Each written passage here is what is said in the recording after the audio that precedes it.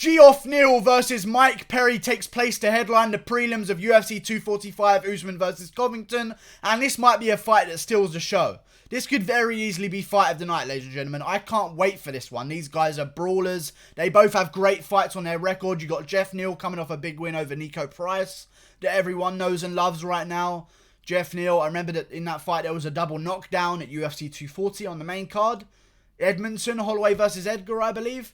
Geoff Neal landed the big shot. They both rocked each other. Geoff Neal ended up on top and managed to get himself a big win. I like Geoff Neal, man. I really do. I think he's a great fighter. On the other hand, you got Mike Perry coming off a loss to Vicente Luque. Very questionable loss. I almost feel as though if Luque didn't do that to his nose, I think Luque would have lost that fight. And I was very surprised with Mike Perry because watching how Luque made the Wonderboy fight very competitive. There were a lot of Luque moments in that Wonderboy fight at UFC 244. And I think looking how Perry did against him doesn't look half bad. I think people underrated Luque when he went into the Mike Perry fight. I don't think they underrate Luque now. They know how tough he is. And Mike Perry's a savage. And I'm sorry, guys, but if I were to draw you a chin that was primed and asking to be knocked out, it would be Geoff Neal's chin. I can't hold back anymore. I see his chin, and it's just asking to be knocked out. I've never been compelled like this before in my life. Okay? I see his chin.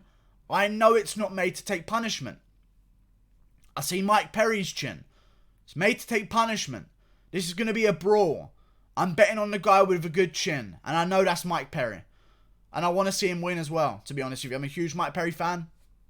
That's not why I'm predicting Mike Perry. I just feel like Mike Perry's going to be the bully here. I feel like when Geoff Neal does his best is when his opponents are backing up. Like Frank Camacho, who's now a lightweight. A bit of a smaller guy. Backing up against the cage. Geoff Neal gets a lot of space to use some of his kicks and his combinations. I don't think Mike Perry's going to give him that space. I think Mike Perry's going to get straight out there. Get stuck in. Get right in Geoff Neal's face and put hands on him. And I don't think Geoff Neal's going to like it. I don't think Geoff Neal's going to like having to box with Mike Perry. Because he's sure as hell not going to be able to get switch kicks up in time. If he KOs Mike Perry by switch kick, head kick, that's going to be really embarrassing right now. But I don't think he's going to have the space to use some of his flamboyant techniques that he loves to use so much. That he was using on Frank Camacho and guys like this. I think Perry's going to be the bully. I think he's going to establish control. He's going to push Geoff Neal up against the cage. I could maybe see him grappling with Geoff Neal a little bit as well. I think he's going to crack Geoff Neal straight on the fucking chin.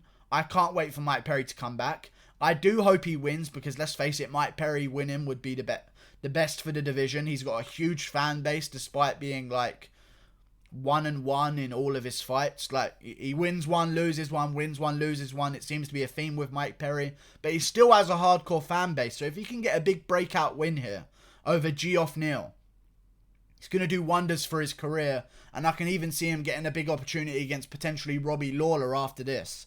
If he does it in dominant enough fashion. There is a worry for me though. And this is a huge worry. His nose. Wasn't too long ago in UFC Uruguay where he fought Vicente Luque and he got it shattered. Wasn't long ago whatsoever. And they were saying 6 months. Hasn't even been 6 months. I'm pretty sure UFC Uruguay was in September or August. Something like that. Maybe July. I want to say earliest. I don't think that's long enough. That nose was fucking ridiculously mushed. I've never seen a nose like it in my life. And I've seen Andrei Arlovski. Okay? I've seen Andrei Arlovski. I've never seen a nose. I've seen SpongeBob and Squidward and all that shit. I've never seen a nose like that in my fucking life. His nose was asking questions. His nose didn't know where it was going. You know? It's now imprinted in my fucking brain, the picture of him with it just fucking skewered off to the left.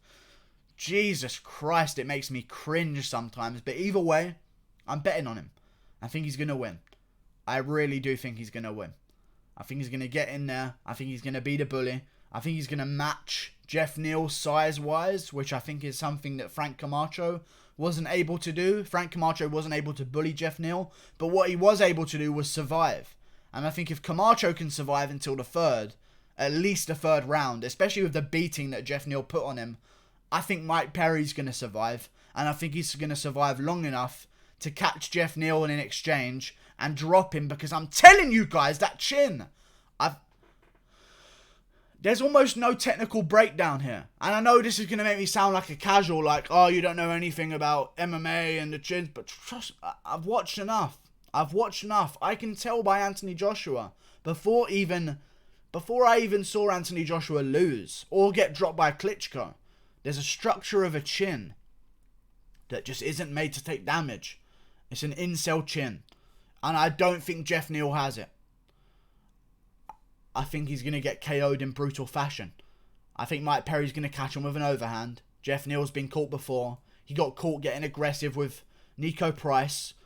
And I think he's going to get lured into a brawl, a technical brawl, with Mike Perry. This is going to be action-packed.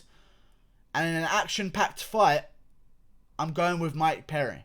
If you really look at the losses of Mike Perry, over time, they look so good. Other than Alan Jouban. The Alan Jouban loss shouldn't have been a factor. And I don't know why he lost that fight, but it was very early in his career, and Jouban was still had a chin at that point, and his chin hadn't been completely taken away from him.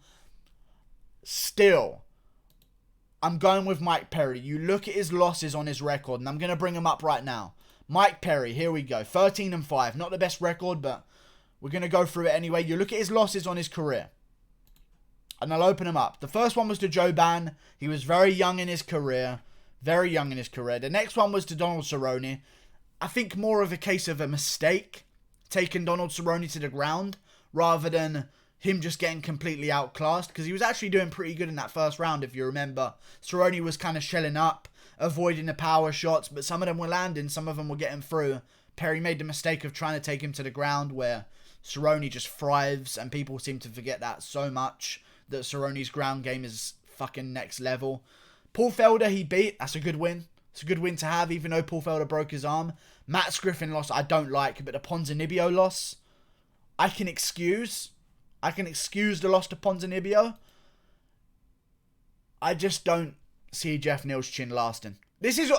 I'll be honest, this is the least skill-based breakdown I've ever given. And this may make me sound like a casual. I know a chin I can't rely on. And it's Geoff Neal's chin. And I'm praying that now I've said that, Mike Perry doesn't get knocked out. But I think he's going to catch Geoff Neal on that incel chin and put his lights out stiff. Like and subscribe. Thank you for watching. Platinum. Gets it done again. Click that button there.